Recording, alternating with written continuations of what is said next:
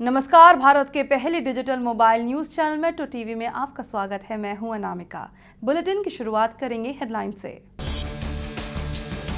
अरुणाचल प्रदेश के नए मुख्यमंत्री चुने गए पेमा खांडू। राज्यपाल ने माना कांग्रेस के बहुमत का दावा। 44 विधायकों के समर्थन के दावे के बाद नहीं कराया गया विश्वास मत। प्रधानमंत्री नरेंद्र मोदी ने की 29 राज्यों के मुख्यमंत्रियों से मुलाकात। 10 साल के बाद हुई इंटर स्टेट काउंसिल मीटिंग। विकास के लिए केंद्र और राज्यों के बीच तालमेल बढ़ाने की कोशिश।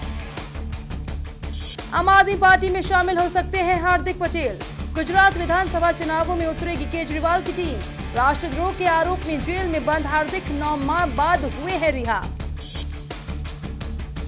तुर्की में तख्ता पलट की साजिश के बीच फंसे 200 भारतीय छात्र। हिंसा में 190 से ज्यादा लोगों की मौत। राष्ट्रपति एर्दोगान ने साजिश नाकाम करने का किया दावा।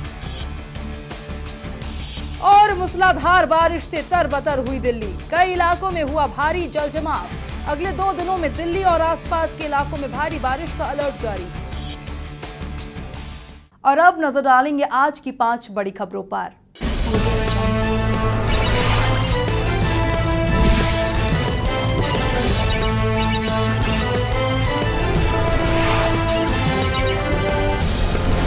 अरुणाचल प्रदेश में राजनीतिक संकट सुलझ गया है। पेमा खांडू राज्य के नए मुख्यमंत्री चुने गए हैं। कांग्रेस ने 44 विधायकों के समर्थन का दावा किया था, जिसे राज्यपाल ने मान लिया। इसके चलते विश्वास मत नहीं कराया गया। इससे पहले कांग्रेस ने नबाम तुकी को सीएम पद से हटाकर खांडू को विधायक दल का नेता चुन लिया था। इसके चलते असंतुष्ट विधायक भी कांग्रेस के साथ आ गए थे। पिछले दिनों सुप्रीम कोर्ट द्वारा राष्ट्रपति शासन लगाने को गलत ठहराए जाने के बाद अरुणाचल प्रदेश में विश्वास मत किया जाना था। टूकी ने इसके लिए राज्यपाल से 10 दिन का समय मांगा था, लेकिन गवर्नर ने शनिवार को ही विश्वास मत साबित करने को कहा था। तुर्की की सेना के एक गुट द्वारा टैंकों और लड़ाकू विमानों की मदद से सरकार का तख्ता पलटने की कोशिश के बीच राष्ट्रपति एर्दोगान ने इस्तांबुल में दावा किया है कि सत्ता पर उनका नियंत्रण बना हुआ है और विरोधियों की साजिश को नाकाम कर दिया गया है।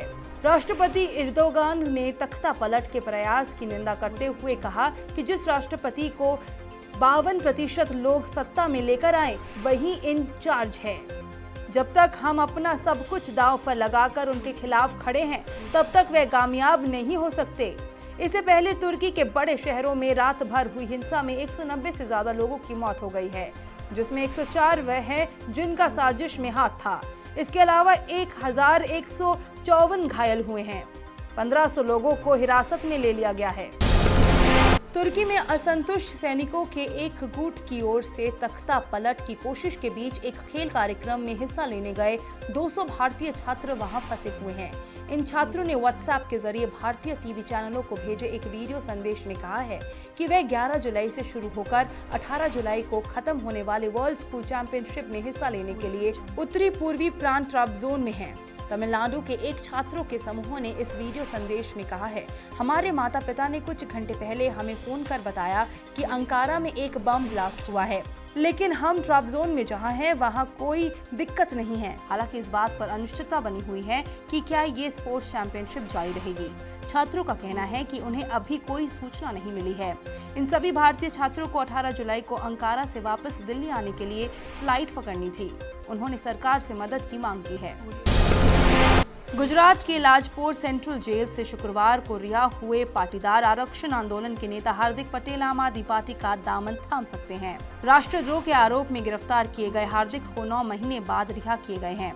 गुजरात में होने वाले विधानसभा चुनाव में आम आदमी पार्टी इस बार किस्मत आजमाने वाली है। इसके लिए दिल्ली के सीएम अरविंद केजरीवाल सक्रिय है। हाल ही में सोमनाथ के दर्शन करके लौटे हैं। गुजरात हाईकोर्ट ने हार्दिक पटेल को विश्वनगर हिंसा मामले में 11 जुलाई को जमानत दे दी है। इसके साथ ही कोर्ट ने कहा था कि 9 महीने तक वे मेहसाना में प्रवेश नहीं कर सकते हैं। नाइजीरिया में करीब 2 सप्ताह पहले अपहृत 2 भारतीय नागरिकों की शनिवार को रिहा हो गई और वे शीघ्र ही स्वदेश लौटेंगे। विदेश मंत्रालय के प्रवक्ता विकास स्वरूप ने संवाददाताओं को बताया कि मंगापुरी श्रीनिवासन और कौशल अनीश शर्मा को भारतीय समय अनुसार 10:30 बजे रिहा कर दिया गया और वे वहां भारतीय दूतावास के अधिकारियों के साथ है। स्वरूप ने बताया कि दोनों व्यक्तियों ने अपने घरों में टेलीफोन पर बात की है और शर्मा ने इसके लिए विदेश मंत्री सुषमा स्वराज के प्रति आभार व्यक्त किया है। इन दोनों लोगों को 29 जून को नाइजीरिया के बेन्यू प्रांत में माकुड़ी के पास बोको से अगवा कर लिया गया था। दोनों भारतीय शीघ्र ही स्वदेश लौटेंगे।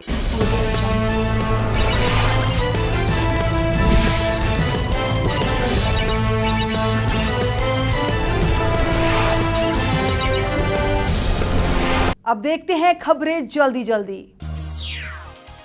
शनिवार को दिल्ली में मूसलाधार बारिश हुई। राजधानी के Rajiv Chowk, Noida, Dilshad garden, Shalimar garden, Mayur Vihar, new Ashok Nagar समेत कई इलाकों में बारिश से जल जमाव की स्थिति हो गई है।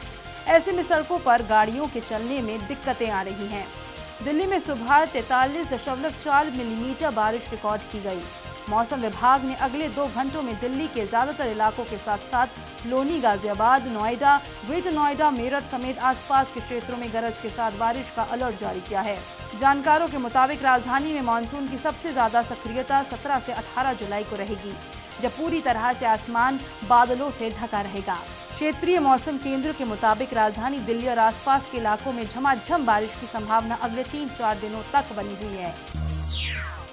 प्रधानमंत्री नरेंद्र मोदी ने मंत्रिमंडल में बदलाव के बाद अब कैबिनेट कमेटियों में भी फेरबदल किया है। इसके तहत स्मृति ईरानी, सदानंद गौड़ा और राजीव प्रताप रूडी की छुट्टी कर दी गई है।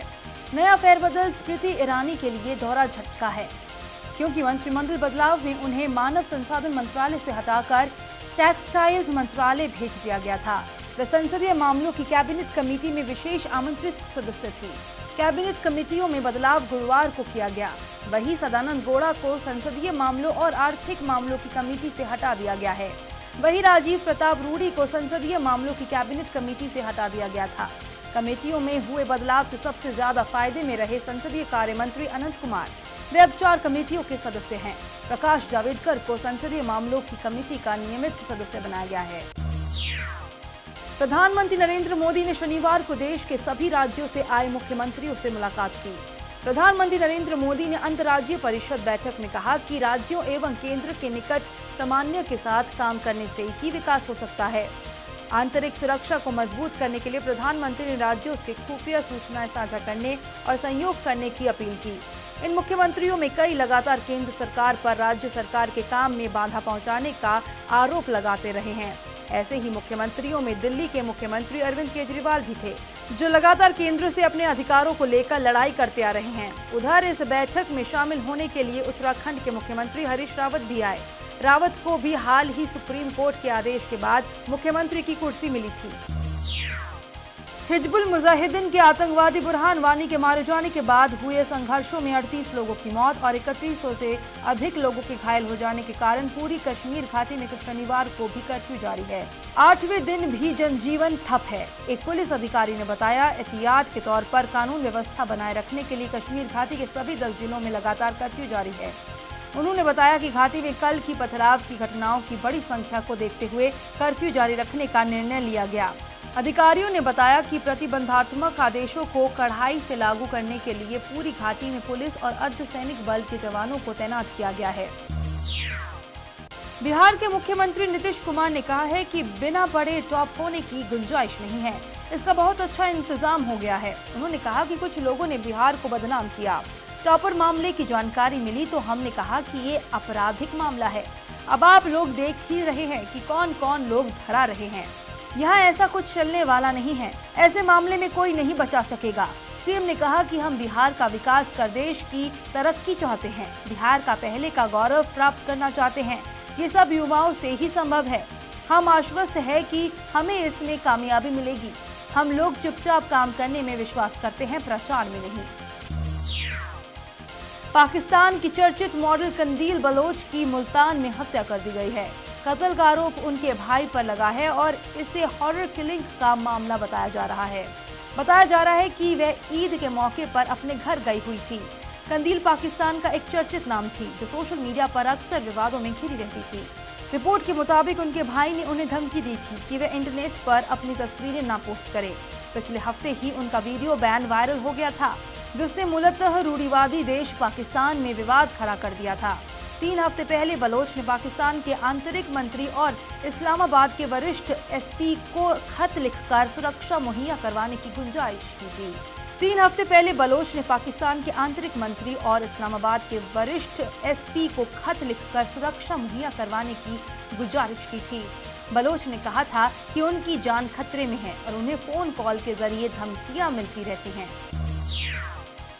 बॉलीवुड अभिनेत्री कैटरीना कैफ अपना बर्थडे मना रही हैं। अब कैटरीना को भी सुर्खियों में रहना आ गया है और फेसबुक से जुड़ते ही उन्होंने अपना एक हॉट और ग्लैमरस वीडियो शेयर कर दिया। इस वीडियो में बेहद ही खूबसूरत लग रही हैं। वही बर्थडे सेलिब्रेशन के लिए आलिया भट्ट, सिद्धार्थ मल्होत्रा और करण जौहर जैसे कई स्टार्स पहुंच गए हैं। वही सलमान खान इस पार्टी में नहीं पहुंचे हैं। वैसे कैटरीना हमेशा ही सलमान को लेकर सुर्खियों में रहती है। खबरों की माने तो रणबीर कपूर से ब्रेकअप के बाद कैटरीना सलमान से मिली थी। पार्टी तो पूरी दिन चलने वाली है। ऐसे में देर सवेर हो दबंग खान भी दस्तक दे सकते हैं। तुर्की में तख्ता पलट की कोशिश के बाद वहां हुई हिंसा के मद्देनजर भारत ने आज तुर्की के सभी पक्षों से लोकतंत्र एवं चुनाव के जनादेश को समर्थन देने और रक्तपात नहीं करने की अपील की।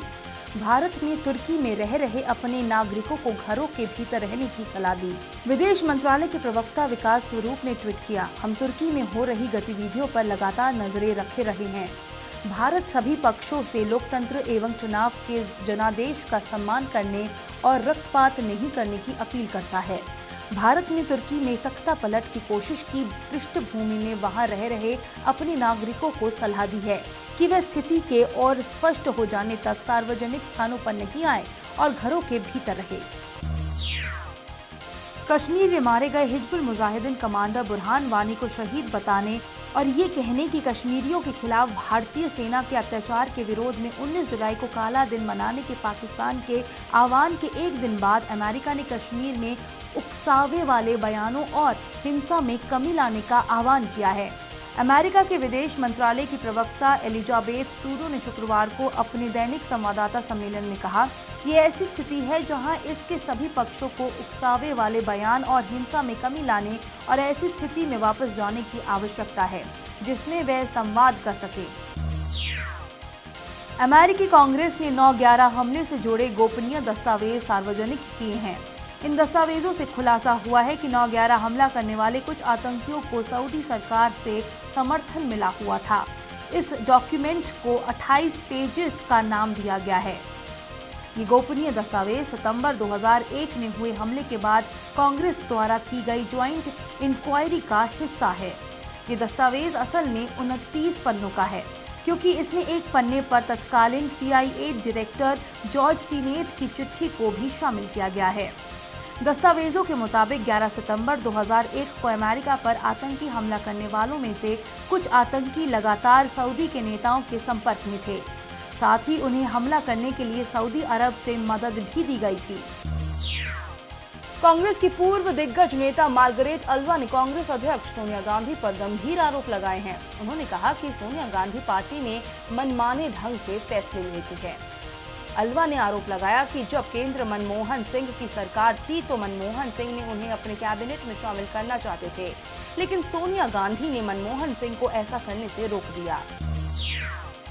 सरकार और कांग्रेस के बीच GST बिल को लेकर कल संसद के मॉनसून सत्र की पहले दौर की बातचीत कामयाब रही। बैठक में सरकार की तरफ से वित्त मंत्री अरुण जेटली और संसदीय कार्य मंत्री अनंत कुमार थे। कांग्रेस से राज्यसभा में नेता विपक्ष गुलाम नबी आजाद और राज्यसभा में कांग्रेस के उपनेता आनंद शर्मा बैठक में मौजूद थे। खबरों के सफर में फिलहाल इतना ही। देश दुनिया की पल पल की खबरों के लिए बने रहिए मेट्रो टीवी के साथ। नमस्कार।